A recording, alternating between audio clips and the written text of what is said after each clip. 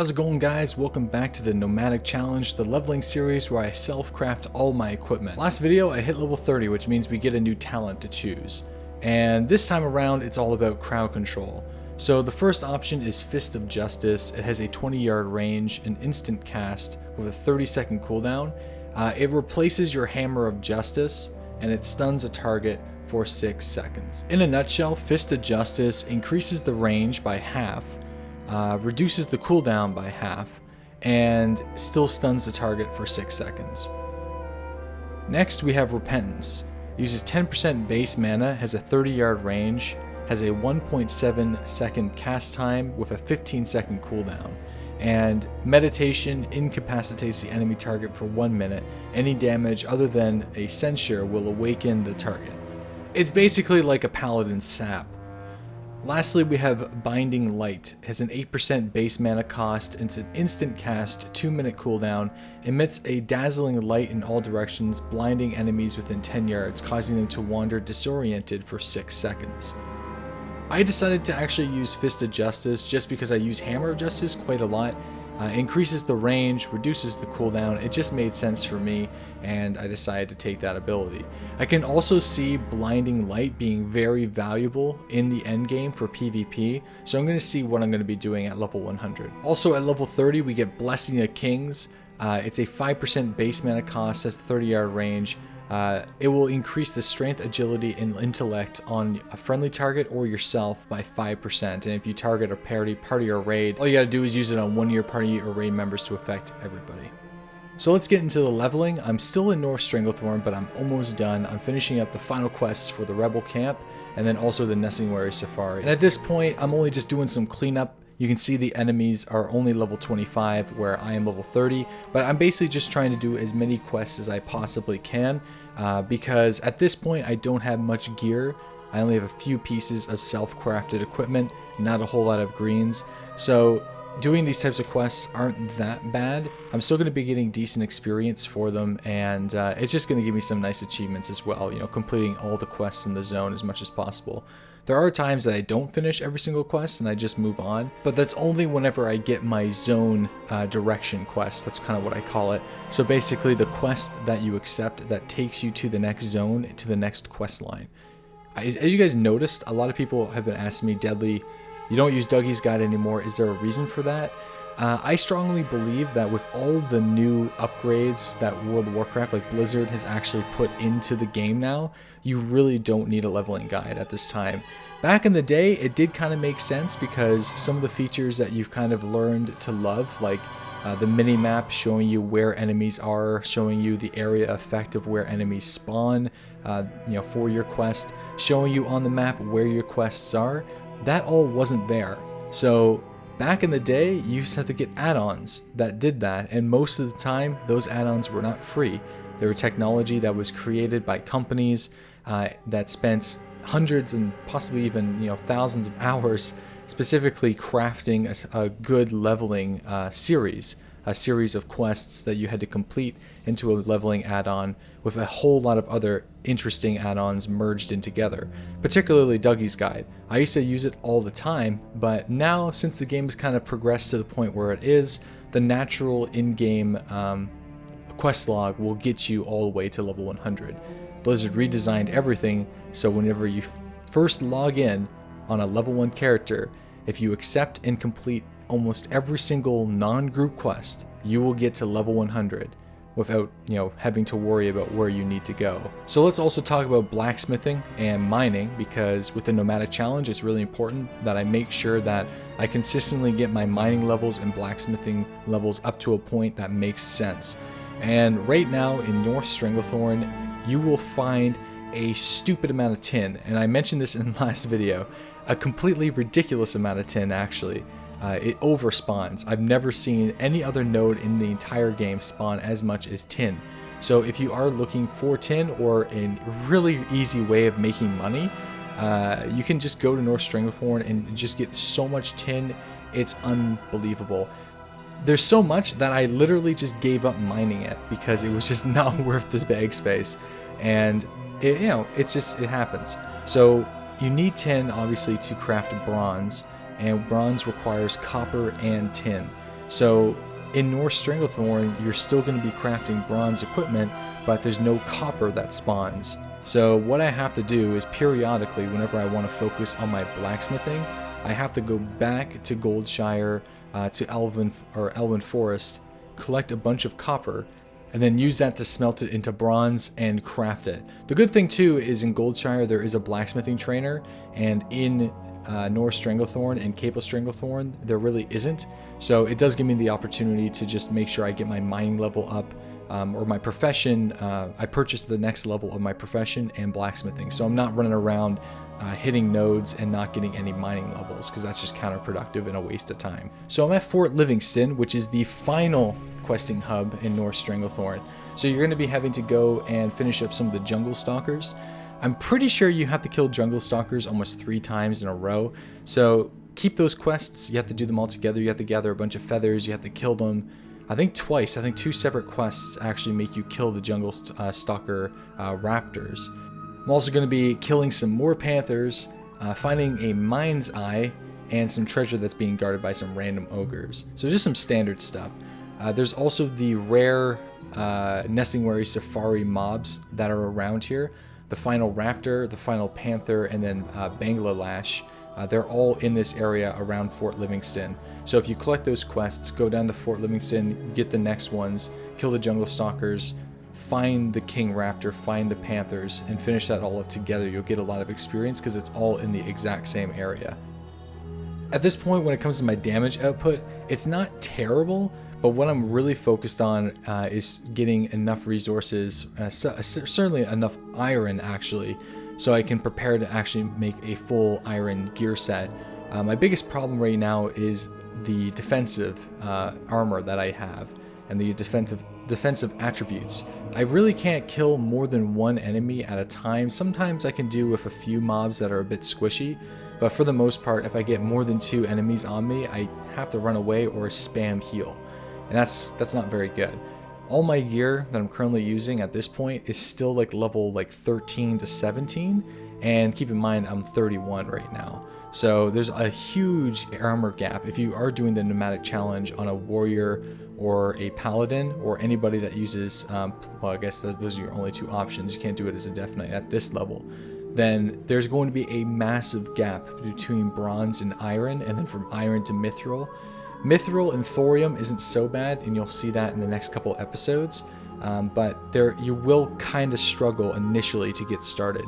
You can find blacksmithing plans, but there's not many of them, and the reason behind that, you can buy them on the auction house, but there's not a whole lot of people farming lower level mobs to get these plans, and most people would probably just vendor them anyway. They won't try to sell them on the auction house. So you can find blacksmithing plans to craft more and more armor, but for the most part it's not going to be worth your time to farm these up whenever you could just be completing quests and progressing and getting more iron and getting more nodes to level up your blacksmithing up.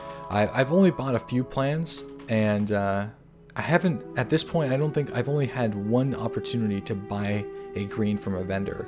It was just some pants. So, you know, not so bad. So at level 32, we do get a new ability, a brand new seal, Seal of Insight.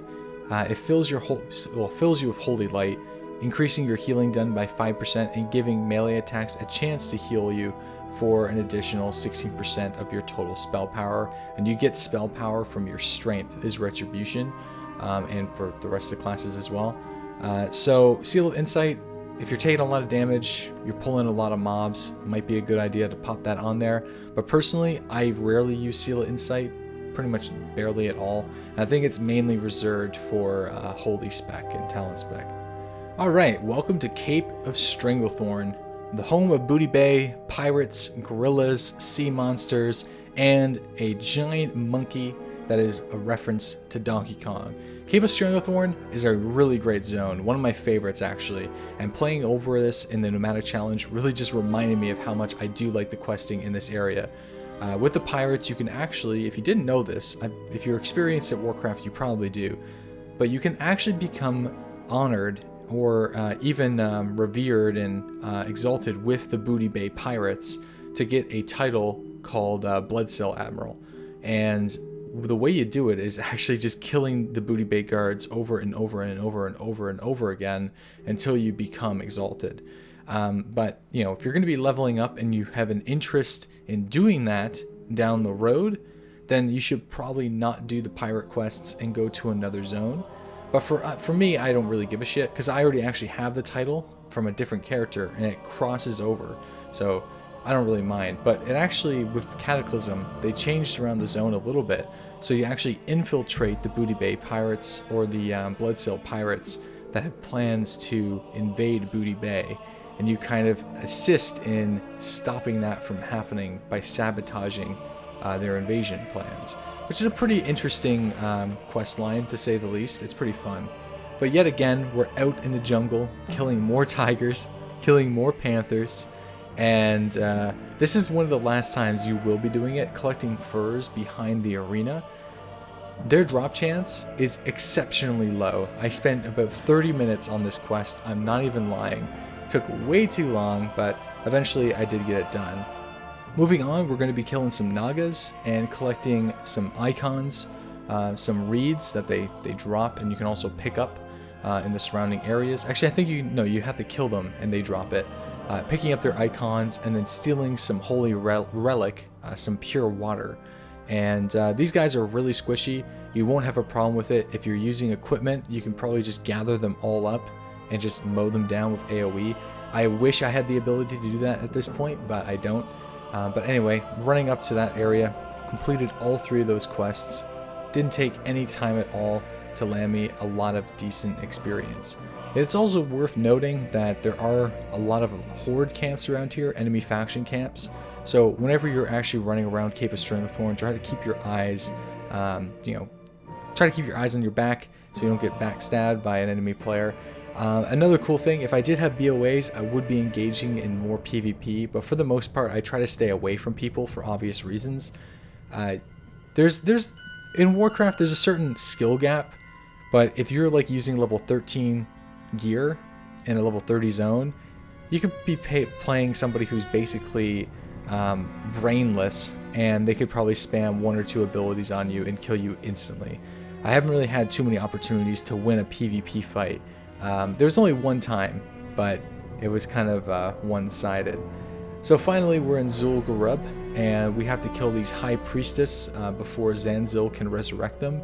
I sped up this because it took a very long time for me to single DPS these guys down. A pretty cool way, a pretty cool questing zone or quest line that you have to do. You have to jump through different portals and kind of infiltrate Zul'Gurub. If you haven't been in this raid before, it's pretty cool. And then the final time, we have to kill another priestess, and you're going to be having a lot of mobs that are going to be trying to stop you from doing this, and a lot of serpents that are going to be trying to heal the priestess. So make sure that you destroy the healers, because if you don't, then it's going to be kind of impossible for you to finish this part of the quest line. So always single target those guys, mow them down, stop them from healing, and then you're going to get like chokeholded, and then, you know, almost one-shot killed, and this random ass rope ladder just comes out of nowhere to save you. It's just like a random helicopter that just magically shows up like Indiana Jones style to save you. So, I don't know, pretty funny stuff, but there we go. We just hit level 34. Cape of Stranglethorn, just getting started in this area actually, so I'm going to be spending a lot of time here in the future, in the next video anyway. Alright guys, well it's that time in that video. If you're still watching, because obviously these videos, they don't have the greatest audience retention. They're only meant for a certain audience. So if you're watching this right now, you are a badass. And in the comment section below, all you have to type is Deadly thinks I'm a badass. Just write that down. And while you're down there, give up a thumbs up to this video. Share this around, and then also for anybody else who says Deadly thinks I'm a badass, also give them a thumbs up, and let's see how many kind of messages that we can see in the comment section below. People are probably going to be like, what the hell is going on here? But anyways, I think that's going to be funny. We'll see how it works out, and I'll take a look and respond to them in the comment section below. Also, speaking of the comment section, I do read every single comment that you guys put there, so if you have questions, then definitely ask them, and also reach me on my Twitter account, twitter.com/DeadlySlob, and also come to my live streams. I actually stream every single morning at 8:30 a.m. Eastern Standard, and I specifically stream Warcraft Wednesdays and Sundays.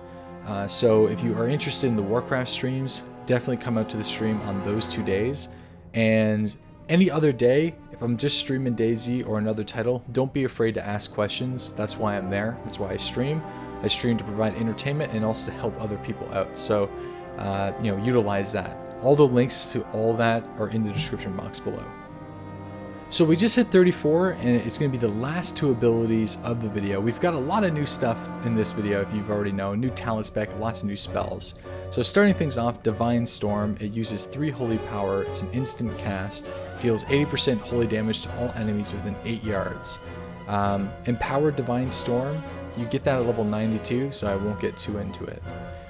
Also, you get Supplication at level 34, which is an amazing passive ability. For 8 seconds after you kill an enemy that yields experience or honor, your next flash of light will be increased by 15% or 50% and has a 100% increased critical strike chance.